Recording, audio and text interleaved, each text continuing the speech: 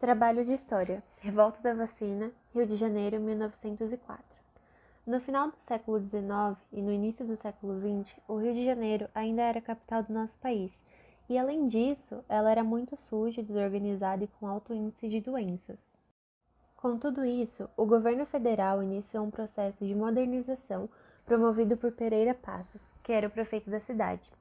Esse processo impulsionou as reformas urbanas, mais conhecidas como políticas bota abaixo, que eram basicamente a expulsão da população mais pobre, fazendo com que ela ocupasse os morros, ampliando o processo de favelização. Então ocorreu a reforma sanitarista, que tinha como objetivo combater as 3 doenças que eram mais mortais no porto do Rio de Janeiro. São elas peste negra, febre amarela e varíola. Como forma de combater essas doenças, Oswaldo Cruz, que era o responsável pelo Instituto Soroterápico Federal, conhecido hoje em dia como Fiocruz, implanta a vacinação obrigatória para combater primeiramente a varíola. Com a reforma sanitarista, a classe trabalhadora foi considerada perigosa devido ao alto nível de contágio. Logo, a questão médica passa a ser uma questão policial, quando eles decidem iniciar uma invasão nas residências com o intuito de obrigar as pessoas a se vacinarem com auxílio de força policial. Foram tomadas medidas autoritárias, obrigando a população a se vacinar sem nenhuma informação e sem conscientizar a mesma sobre a importância da vacinação. Com isso, surge a Liga contra a Vacinação Obrigatória e a exigência da vacinação por escolas, empregos, festas. Então, em 11 de novembro de 1904, o povo vai às ruas do Rio de Janeiro, movimentando uma revolta contra a vacinação obrigatória. Os manifestantes promoveram uma série de quebra-quebra e tombamento de bondes no centro da cidade. O bairro da Saúde foi um dos pontos de resistência com a construção de barricadas.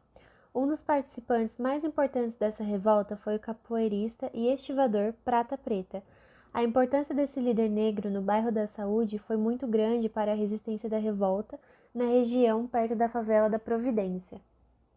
Outros participantes muito importantes para a revolta foram os estudantes, a classe baixa, os trabalhadores e a imprensa, que encheu todos os jornais com críticas sobre as medidas de anti-vacinação.